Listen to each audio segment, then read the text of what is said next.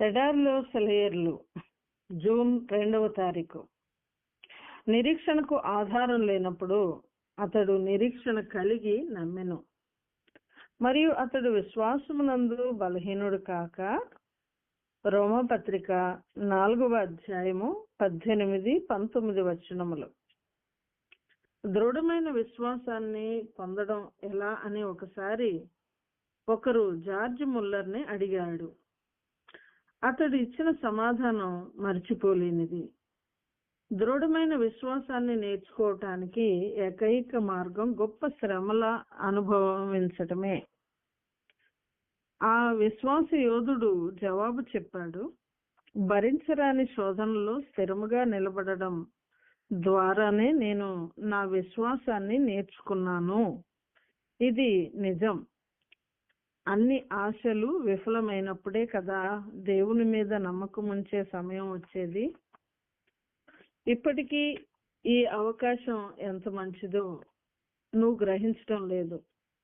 ప్రస్తుతం నువ్వు గనక ఘోర విపత్తులో ఉన్నట్టయితే అతి శక్తివంతమైన విశ్వాసం నీకు అతి దగ్గరగా ఉంది.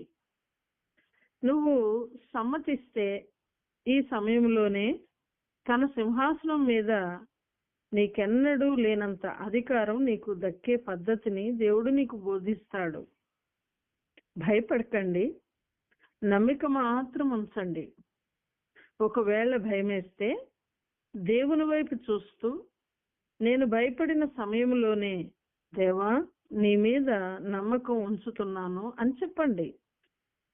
వేదనల ఒడిలో మీరు నేర్చుకున్న విశ్వాసం కోసం దేవుడికి కృతజ్ఞతలు చెబుతారు. అంతులేని శోధనల ద్వారా నిశ్చలమైన విశ్వాసం అలవడుతుంది. క్లిష్ట పరిస్థితుల్లోనే దేవుని అతిశ్రేష్టమైన బహుమతులు లభ్యమవుతాయి. కొందరు మనుషుల కన్నీళ్లు, రక్తం నేల మీద చెందకుండా, వాళ్ళు ఆత్మలు చింతాక్రాంతం కాకుండా ఇహలోక పరంగా గాని ఆత్మీయంగా గాని ఎప్పుడైనా ఎక్కడైనా గొప్ప సంస్కరణ గాని మనుషులకి ప్రయోజనకరమైన పరిశోధన గాని ఆత్మల్ని మేలుకొలిపే ఉజ్జీవం కానీ కలిగిందా? లేదు. ఇలాంటి గొప్ప సంఘటనలకి మూలకర్తలైన మనుషుల శ్రమలే ఈ సంఘటనలకి పురిటి నొప్పులు.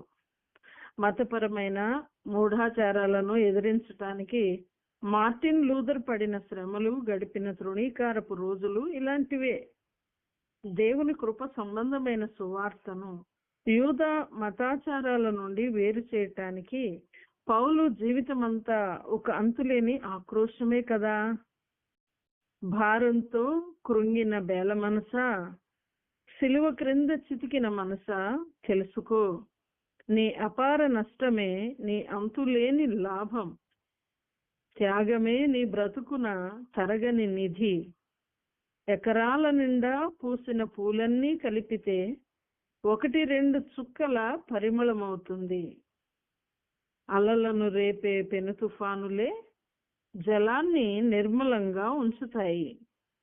మధ్యాహ్నపు టెండలో కాదు, వర్షం కురిసి వెలిసినప్పుడే.